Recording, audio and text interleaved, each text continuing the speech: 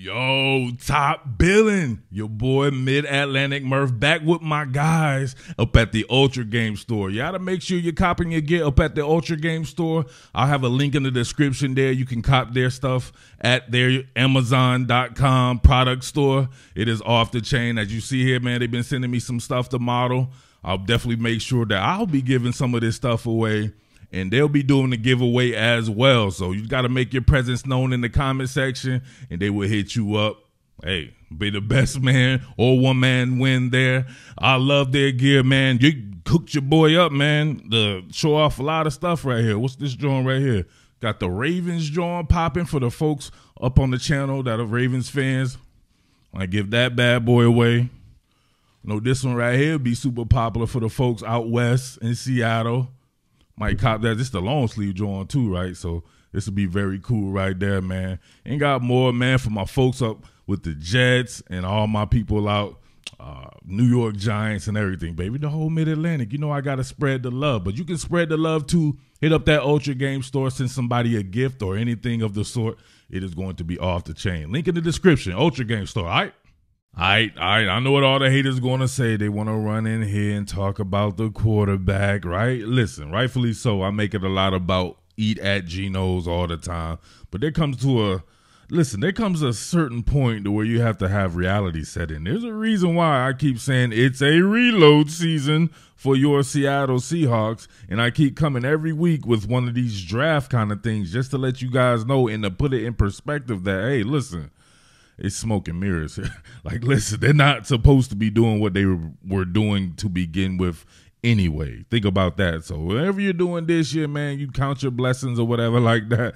But next year it sets up to be very good for them if they can plug certain holes. And you can just see it. I keep saying, right? Yeah. Geno with the couple of picks. First pick, bad pick. The second pick, that shit was goofy. He clearly thought that there was offsides there, so he just tried to fit it in the window. I'm not sure why nobody was pointing that out. I'm not sure why that wasn't called. There was a few things in this game. I'm not the type to ever really talk about refereeing and shit like that, but there was a few things there I thought was just strange with this game there.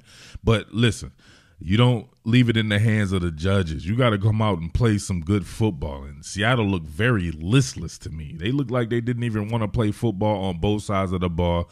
Something going on with your man, DK Metcalf, too. He used to seem all fired up and shit. You know what I mean? He used to be crazy one. He's got to beat somebody up. That's just what it is, man. I need to see him beat up some little defensive back, get back fired up. They need to talk trash to him, talk about his sexuality or something like that and get him mad because he just does not look the same to me when he's out there playing. Don't get me wrong. He's great. There's no doubt about that. He's going to do his thing, but sometimes it looks like he doesn't give maximum effort. But check this out right here. What? 46 yards rushing. All right, so it's once again one of those eat at Geno's game where you're just constantly going up to the counter, keep ordering food. But listen, they got to have some other people chip in too, man. You got to have some other cooks in the building, right? So if you can't run the ball and then you can't stop the run, they beat you with 46 carries for 223 yards. They just kept going to the well, and they knew to run between the pipes where Seattle is softer than a toddler's ass. From your DE to DE, if you're playing that odd front of lineman, right? Everybody, all these interior defensive linemen, I'm sorry. These guys ain't the deal. You got to have Jalen Carter. It should be your number one guy. Stop worrying about a QB. You'll be fine. Geno Smith is fine. 223 yards between the pipes. They just kept running it down your throat, man. Pause. Got to pause that. They didn't even pass the ball. They had 14 completions, man, and still won an NFL game because they were able to put points on the board running the ball. It totally exposed them as being soft up the middle, straight up. All right, so you know this. They're going to be running this split zone here, and you're going to see Chuba Herbert get downhill. Now, I want you to look at Monet, Collier, Barton, and Brooks right here. This shit is pitiful, absolutely pitiful. Check this out. Moment of truth scenario. Look at this. Monet, snatch, right? You want to stack, shed the block, get that arm free at the very least so you can slow his momentum. Nothing. What is this? I'm very confused by this. This shit is embarrassing, man. Look at this. Cody Barton, he steps play side, right? For some odd reason there. he steps. We'll just say that he has responsibilities there for the cross formation block. But how about you immediately get your ass up out of there, stop looking, shuffle over, try to get in a gap? Nope, nothing. Look at Jordan Brooks. What I tell y'all about Jordan Brooks before? If you get your hand on Jordan Brooks, he's done. Medusa, stoned. He's going to stand right there. Ain't nothing going to happen. If you can climb up over top on Jordan Brooks, he is not going to stack and shed a block. Look at that. Nobody stacking and shed a block. Let's go back to Collier. Collier pressing the gap here. Pressing the gap. He gets bent out. You know what I'm saying? He needed to have, look, he got that arm free. Reach out and do something. What did he do? Is he bro hugging?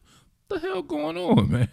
And people gonna come in here talking about the quarterback, man. Get the fuck out of here. All right, y'all. Not gonna put a lot of effort into this post game, John, because you guys don't put a lot of effort into watching post game when you guys lose. So big shout out to the real football heads out there, out west in the Pacific Northwest, Canada, and all those places where they say you guys watch the Seattle content I do. Big shout outs to you guys, man. I love real football heads. Win, lose, or draw, or whatever like that. You about some football. So you can be running this 3-man weave right here, right? These guys do a good job of just changing the plane for you guys to look at as far as getting your head around here. So you got to be able to have your head on a swivel. You got to be able to understand your assignments there. You'll get a cat like Brian Burns, who's a freakazoid, coming on in there. You got Shaq Thompson as well coming through there. Derek Brown here, you just kind of staying put. And then you get pressure off the edge. Nobody reacting. Geno Smith having a tough time back there because he can't set up. He has the flush and everything. Look at that. One of another thing, too. They had a lot of weird cadence things going on right here. I want you to watch this here. It looks like they kept going in the neutral zone.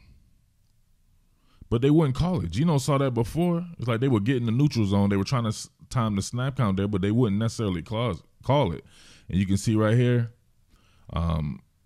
they just let him go right there. Great pickup by Travis Homer, but there's nowhere to go. This is too quick hitting. Then you get a breach off the left side by Charles Cross, and you have to try to flush. Nothing to it but to do it right there. Too good of athletes on that Carolina defense. If they don't have anything in Carolina, they got some of the better defensive players from the past 5 years in college football all on the same unit there, straight up. Now, check this out. This is what I mean by DK Metcalf. Sometimes being a little listless. Now, this is something I've pointed out plenty of times. I don't think nobody out there be pointing this out about my man DK and his gather phase in the transition and being able to cut a sharp angle. My man be routing off routes like you wouldn't believe. If you want to run this route right here, you want to make it look a lot like this, right? You don't want it to look like this because you're giving your person who's driving on the ball just more space and opportunity to work with. You want to get between the defender and the pass. That's the goal. Check this out. He presses this vertically, and look at that. I'm confused. Very confused by this. You press it vertically like this, and right here is when you want to break down, stick that foot in the ground, and make sure you're going like this. Look at where he goes. No. He keeps drifting upfield a little bit, if you get what I'm saying there. Like, stick that foot in the ground, but no, he takes false transitions, leads himself upfield, and then my man can drive on that a little bit better because you gave him more space to work with. J.C. Horn right here. Right? Luckily, that ended up not being a pick, but the average casual fan's going to put that on Geno when that's not on Geno at all. Your man's rounding off routes. Missed tackles. You have Laviska Shenault right here damn near down. Jordan Brooks comes in, and then swinging gate theory happens right there. And he's running through Seattle's whole crew like he's Faith Evans in her prime. Come on, man. What are we doing here? Right? It's that Kim Kardashian defense. You let her run through your whole crew. What are we doing?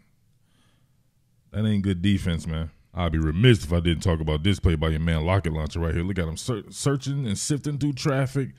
Geno spots him, and then you get that Michael Jackson smooth criminal feet action going on right there.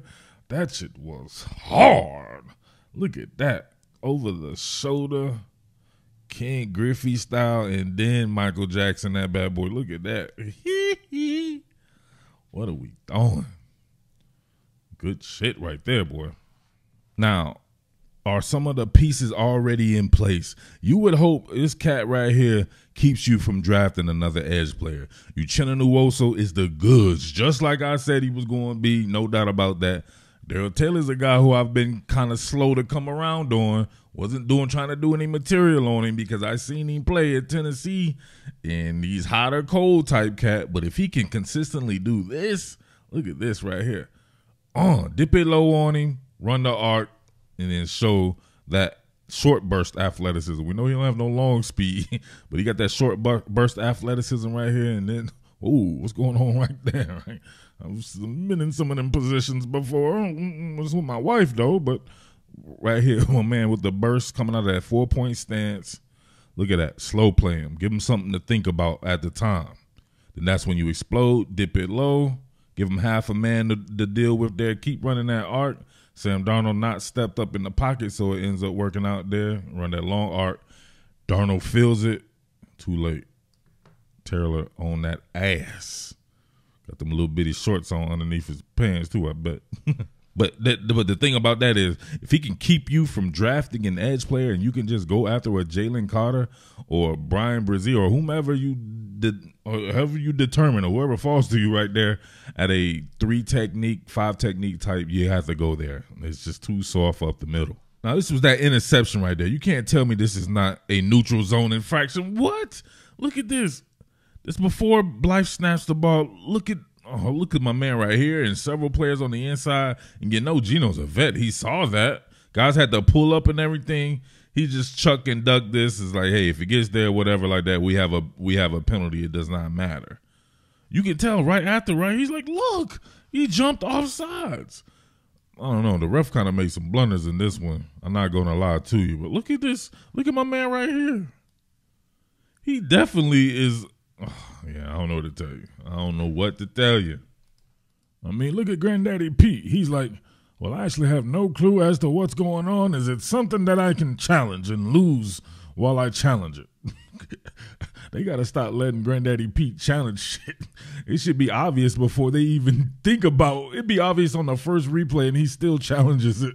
I don't know who they got working with Granddaddy Pete up there, but they got to stop that. But even Granddaddy Pete, even though he don't know what's going on right now, he knows that was a neutral zone infraction, and he wishes he could challenge it. All right, on this joint right here, you know what Geno Smith was expected from his big-ass wide receiver.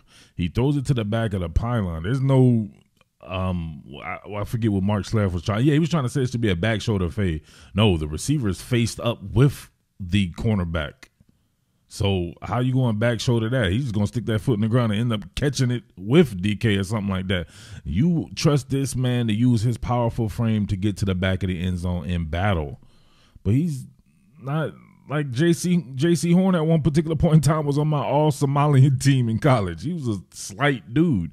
And you getting out-muscled by J.C. Horn? And you're DK Metcalf, the man of steel, a.k.a. Dennis Rodman Jr.